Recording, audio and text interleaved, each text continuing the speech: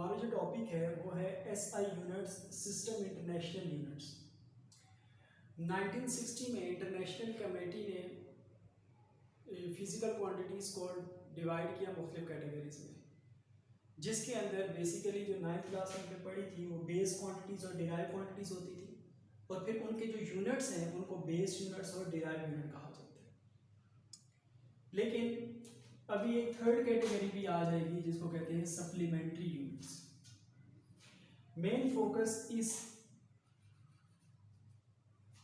Lecture का supplementary units पे। Base units और डिराइव यूनिट्स आप 9th क्लास में पढ़ चुके हैं, इनका थोड़ा सा ओवरव्यू दे दूंगा, लेकिन ज़्यादा फोकस सप्लीमेंट्री यूनिट्स पे करूँगा।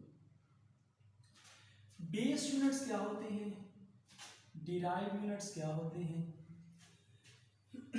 आपने पढ़ा हुआ है कि 7 बेस क्वांटिटीज होती है, जिसमें length, mass, time, temperature, electric current, intensity of light, amount of substances, ये 7 बेस क्वांटिटीज आ जाती हैं। इन 7 बेस क्वांटिटीज के जो यूनिट्स होते हैं उनको बेस यूनिट्स कहते हैं। जैसे लेंथ का यूनिट मीटर, तो मीटर एक बेस यूनिट है। टाइम का यूनिट सेकंड, सेकंड एक बेस यूनिट है। तो ये आप पहले पढ़ चुके हो बेस यूनिट्स। डिराइव यूनिट्स जो इन बेस क्वांटिटीज से जो क्वांटिटीज बनती हैं उनको डिराइव क्वांटिटीज कहते हैं। जैसे बेस क्वांटिटी है आपके पास लेंथ, डिराइव क्वांटिटी आ जाती है एरिया, वॉल्यूम। लेंथ का यूनिट मीटर होता है, एरिया का यूनिट मीटर स्क्वायर होता है। तो मीटर को ही 2 मीटर्स, 2 बेस यूनिट्स को मिलाकर एक डिराइव यूनिट बन जाता है। तो बेस यूनिट से मिलकर डिराइव यूनिट्स बनते हैं। तो डिराइव यूनिट्स में जैसे फोर्स का यूनिट न्यूटन होता है, या आप इसको यूं भी लिख सकते हो किलोग्राम मीटर पर सेकंड स्क्वायर। बेस यूनिट्स में आपके पास लेंथ का यूनिट मीटर है, मास का यूनिट केजी है। अब अगर आप इसका यूनिट देखो तो केजी आ रहा है जो कि बेस यूनिट था, मीटर आ रहा है जो कि बेस यूनिट था, सेकंड टाइम का यूनिट होता है,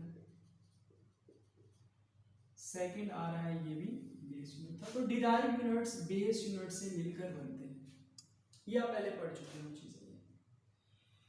जो फोकस है वो है सप्लीमेंट्री यूनिट्स के ऊपर। अब सप्लीमेंट्री यूनिट्स क्या होते हैं? 1960 में जब इंटरनेशनल कमेटी ने इन क्वांटिटीज को डिवाइड कर रहे थे मुख्तलिफ कैटेगरीज में, तो कुछ यूनिट्स या कुछ क्वांटिटीज ऐसी थी जिनको ना उन्होंने बेस क्वांटिटीज में या बेस यूनिट्स में कंसीडर किया, ना ही उनको डिराइव क्वांटिटीज में कंसीडर किया। उनको कहते हैं सप्लीमेंट्री यूनिट्स। तो सप्लीमेंट्री यूनिट्स या सप्लीमेंट्री क्वांटिटीज वो क्वांटिटीज होती हैं जो ना ही बेस क्वांटिटीज में आती हैं, ना ही डिराइव क्वांटिटीज में आती हैं। अब सप्लीमेंट्री क्वांटिटीज कितनी होती हैं? सप्लीमेंट्री क्वांटिटीज टोटल 2 होती हैं, तो उसके यूनिट्स भी टोटल 2 यूनिट्स हैं। क्वांटिटीज कौन कौन सी हैं?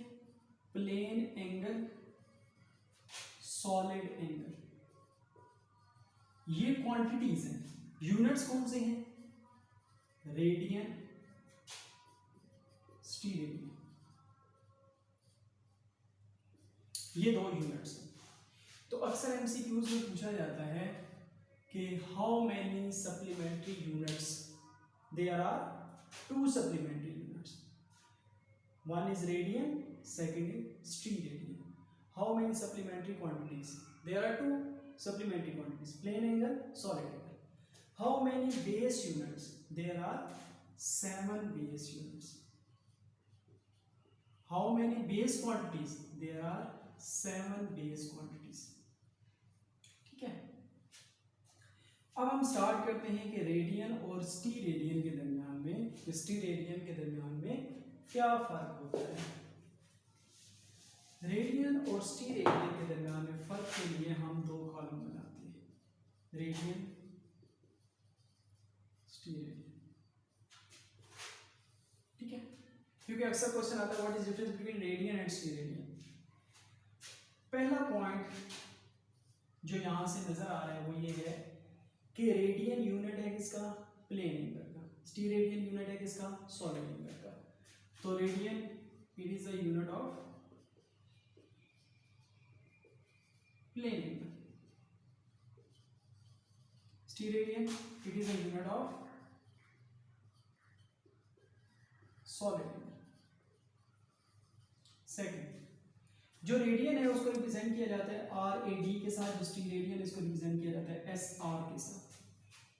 तो रेडियन को रिप्रेजेंट करते हैं आर ए डी के साथ। तो सेकंड आ गया, it is represented by R A D, और इसका it is represented by S R. ये सेकंड पॉइंट हो गया। थर्ड पॉइंट, जो रेडियन है चूंकि ये सर्कल में बनता है तो ये 2 डायमेंशनल है, और जो स्टीरेडियन है ये स्फीयर में बनता है तो ये 3 डायमेंशनल है। तो radian it is 2 dimensional angle, steradian it is 3 dimensional. अब मेन चीज आ गई इसकी डेफिनेशन की, कि रेडियन की डेफिनेशन क्या है, स्टीरेडियन की डेफिनेशन क्या है। रेडियन की डेफिनेशन को समझाने से पहले मैं एक एग्जांपल, एक डायग्राम बनाता हूँ सर्कल की। एक सर्कल है, ये इसका सेंटर है, यहाँ से यहाँ तक रेडियस है।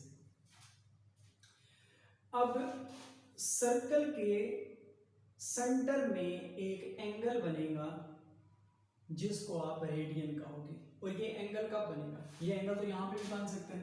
अगर मैं यहाँ पे कोई पॉइंट लूँ तो एंगल बन जाएगा, यहाँ पे पॉइंट लूँ एंगल बन जाएगा, यहाँ पे पॉइंट लूँ एंगल बन जाएगा। तो इस तरह पूरे सर्कल में 360 डिग्रीज होती हैं, तो 360 एंगल्स बन सकते हैं। या आप 1 डिग्री का डिफरेंस ना रखो तो फिर तो बहुत और ज्यादा एंगल्स बन सकते हैं। 360 डिग्री है, 360 एंगल्स बन सकते हैं, लेकिन हमने बात करनी है रेडियन। रेडियन कब बनेगा, रेडियन तब बनेगा जब आप इसी सर्कल के ऊपर, अगर इसका रेडियस r फर्ज किया 5 सेंटीमीटर है, फर्ज किया, तो आप सर्कमफेरेंस के ऊपर 5 सेंटीमीटर जितना रेडियस है उतना डिस्टेंस कवर करोगे, तो जो पॉइंट आएगा उस पॉइंट को अगर सेंटर से मैच करोगे तो जो एंगल बनेगा वो आपके पास रेडियन बनेगा। ठीक है, इसका मतलब ये हुआ कि the angle subtended at the centre of circle, ये सेंटर ऑफ सर्कल पे बनता है by an arc equal to the length of radius of circle.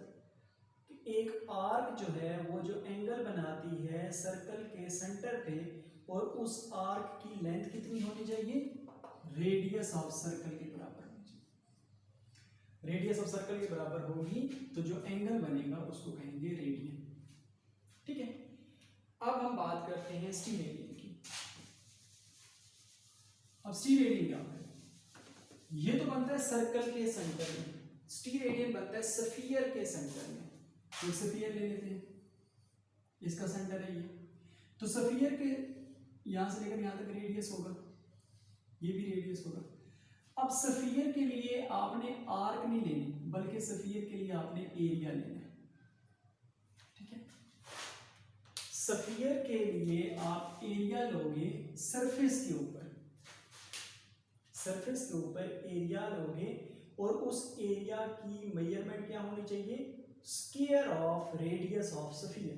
तो इसकी डेफिनेशन ये बनेगी कि steradian is the angle subtended at the centre of sphere, steradian is the angle subtended at the centre of sphere by an area of its surface equal to the square of radius of sphere.